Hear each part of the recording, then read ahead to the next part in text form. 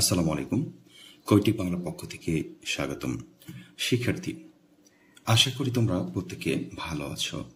তোমরা যারা নবম শ্রেণীতে অ্যাডমিশন নিয়েছো নতুন কারিকুলামে, আজকে বিজ্ঞানের একটি টপিক পড়াবো। সেটা হচ্ছে বিজ্ঞানের প্রথম যে অধ্যায়টা ছিল, সেই অধ্যায়ের আজকে আমি একটি টপিক দেখাচ্ছি। সেটা হচ্ছে তরলের ভেতরে চাপ। তরলের ভেতরে বা প্রেশার ইন লিকুইডস, তরলের ভেতরে চাপটা কেমন হবে একটু দেখো। তোমার এখানে একটা পাত্র দেখতে পাচ্ছ, আর এখানে লেখা আছে তোমরা যারা পুকুর, নদী বা সুইমিং পুলের পানিতে নেমেছো তারা সবাই লক্ষ্য করেছো যে পানির ভেতরে গেলে এক ধরনের চাপ অনুভব করা যায়। পানি কিংবা অন্য কোন তরলের গভীরে গেলে ঠিক কতটুকু চাপ অনুভব করা যাবে সেটি খুব সহজেই বের করা যায়। ধরা যাক তুমি তরলের এই উচ্চতায় গভীরতায় চাপ নির্ণয় করতে চাইছো।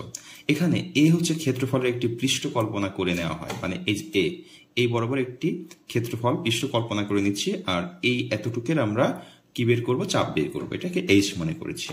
তার উপরে তরলে সম্ভবত যতটুকু হবে সেখানকার তরলটুকুর ওজনই হবে এই এ পৃষ্ঠের প্রয়োগ করবে। এ পৃষ্ঠের উপরে তরলটুকুর আয়তন হচ্ছে এইচ। এ পৃষ্ঠ মানে এতটুকু, আয়তন মানে কি, ক্ষেত্রফল আর উচ্চতা গুণ।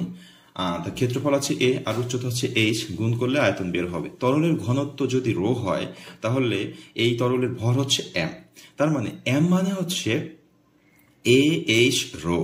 এম মানে কি, এ এইচ রো। কাজে ওজন বা প্রযুক্ত বল আমরা একটা সূত্র এর আগে পড়েছিলাম, এফ সমান এম জি। সেই ক্ষেত্রে এফ সমান এই জায়গাটায়, এই এম এর জায়গাটায় আমরা জাস্ট এতটুকু বসাই দিচ্ছি, এই যে এতটুকু বসাই দিলাম এখানে। তাহলে আমরা দেখছি আমরা এফ সমান পেয়েছি এ এইচ রো ইন্টু জি। তাহলে আমরা চাপের সমান সূত্র কি পাই, এফ সমান এফ বাই এ। তাহলে এফ এর মান, এটা কি এফ এর মান না পুরোটা, এই যে এফ সমান এটা আমরা বসাই দিলাম। এখন দেখো এই এ কাটা গেল, উপরে নিচে কাটা গেল, আমাদের থাকে এইচ রো জি। তার মানে তরলের ভেতরের চাপ পি সমান এইচ রো জি। অর্থাৎ নির্দিষ্ট ঘনত্বের তরলে গভীরতার সঙ্গে চাপ বাড়তে থাকে, আর পানির বেলায় আনুমানিক প্রতি 10 মিটার গভীরতায় বাতাসের চাপের সমপরিমাণ চাপ বেড়ে যায়। ওকে, তাহলে তোমার একটা মনে রাখতে হবে, তরলের ভিতরে চাপ মানে হচ্ছে এইচ রো জি। এখানে অনেকগুলো সূত্র আছে, অঙ্ক দেওয়া আছে কেরোসিনের জন্য, পানির জন্য, পারদের জন্য, এগুলো একবার প্র্যাকটিস করবা। হ্যাঁ, এবার আমি যেটা আসবো সেটা হচ্ছে আর্কিমিডিসের সূত্র। আমি এভাবে তোমাদেরকে বুঝাবো না, আরেকভাবে দেখাবো। আর্কিমিডিস সূত্রের জন্য এটা অফ রাখলাম। আচ্ছা, বস্তুর ভেসে থাকা আর হচ্ছে বস্তুর ডুবে যাওয়া, এটা মোস্ট ইম্পর্টেন্ট। এটা আরেকটা ক্লাসে তোমাদের দেখাবো অন্য পদ্ধতিতে। আচ্ছা, এখন আসো শক্তি বিষয়টা আজকে আমরা একটু দেখবো। আগের শ্রেণীতে তোমরা ইতিমধ্যেই বিভিন্ন শ্রেণীর মানে ক্লাস 8-এর শক্তি বিষয়ে কিছুটা হলেও ধারণা পেয়েছো। তো আজকে আমরা দেখব যে গতিশক্তি বা বিভব শক্তি, এই দুটো ধারণা আমরা নিব। যদি বল প্রয়োগ করে কোনো বস্তুকে বলের দিকে কিছুটা সরিয়ে নেওয়া যায় তাহলে ধরে নেওয়া হয় কাজ হয়েছে। যদি এফ বল প্রয়োগ করে কোনো বস্তুকে এস দ্রুত সরিয়ে নেওয়া যায় তাহলে কাজ হবে ডাব্লিউ সমান এফ এস।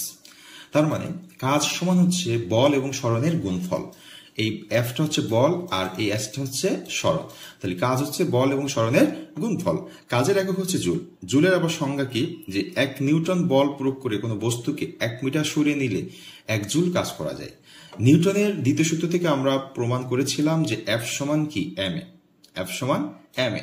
তাহলে আমরা লিখতে পারি এই এফ এর জায়গাটায় যদি এম এ বসাই দিই তাহলে ডাব্লিউ সমান কি পাবো, এম এ এস। এবার আসো, গতির আর একটা সূত্র আছে যে তোমরা পদার্থবিজ্ঞানে পড়বা। পদার্থবিজ্ঞানের যে পার্টটা আছে বিজ্ঞানের ভিতরে, ভি স্কোয়ার সমান ইউ স্কোয়ার প্লাস 2as, এটা একটা সূত্র। ভি স্কোয়ার সমান ইউ স্কোয়ার প্লাস 2as। এখন দেখো, যদি স্থির অবস্থায় থাকে তাহলে ইউ সমান মানে আদিবেগ শূন্য হয়ে যায়। স্থির অবস্থায় থাকলে আদিবেগ ইউ সমান 0। সেক্ষেত্রে আমরা ভি স্কোয়ার সমান 2as পাচ্ছি। তাহলে এই এস এর মান যদি বের করি তাহলে 2টা ভি স্কোয়ার সাথে কি হবে, ভাগ হয়ে যাবে।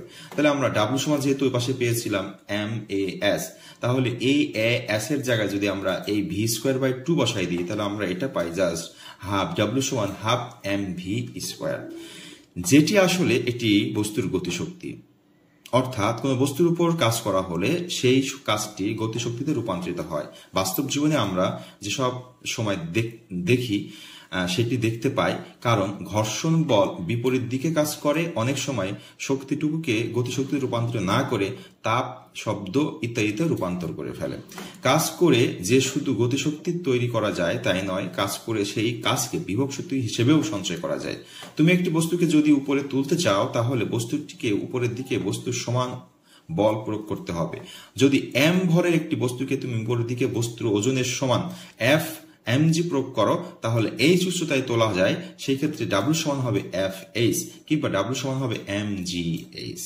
তাহলে বস্তুটি যদি এইচ উচ্চতায় তোলার পর সেটি যেহেতু স্থির অবস্থায় থাকে, তাই তার ভিতরে গতিশক্তি আর নেই, তাহলে কি আছে? ঘর্ষণের কারণে তাপ কিংবা শব্দ হিসাবে অন্য শক্তিতে রূপান্তরিত হয়নি, কাজেই এই শক্তি mgh কাজ শক্তি নিশ্চয় আসলে বিভব শক্তি হিসেবে সঞ্চিত হয়ে গেছে। আমরা সেটা বুঝতে পারি যখন দেখি বস্তুটাকে এই উচ্চ থেকে ছেড়ে দিলে সেটি নিচের দিকে পড়ার সময় গতিপ্রাপ্ত হয়ে থাকে এবং সঞ্চিত বিভব শক্তিটি গতিশক্তিতে রূপান্তরিত হয়ে থাকে। তার মানে আমরা বুঝতে পারলাম, যদি একটি বস্তুকে নিচ থেকে উপরে উঠায় রাখি, তাহলে তার ভেতরে যে গতিশক্তি বা অন্যান্য শক্তি ছিল সেটা শক্তি হিসেবে জমা হয়, ওই জমা শক্তিকে বলা হয় বিভব শক্তি। ওকে শিক্ষার্থীবৃন্দ, আজকে আমরা এতটুকু শিখলাম। এখন থেকে তোমরা নিয়মিত ক্লাস পাবে, যে যখন যে টপিকটা পড়াচ্ছি বই থেকে একবার আগে ভিডিওটা দেখবা, দেখে বই থেকে একবার বোঝার চেষ্টা করবা, এবং এই বই থেকে যখন পড়ানো হয়ে যাবে আমি কিন্তু বেসিক ক্লাস করাবো হোয়াইট বোর্ডে। হ্যাঁ, তাহলে এই জিনিসগুলো তোমাকে কিন্তু একবার হলো দেখে রাখতে হবে, তাহলে তুমি খুব ভালোভাবে বুঝতে পারবে বেসিক ক্লাসটা। সবাই ভালো থাকবে, সুস্থ থাকবে, কবিটি বাংলার সাথেই থাকবে 9-এ বেটার একটা রেজাল্ট করার জন্য।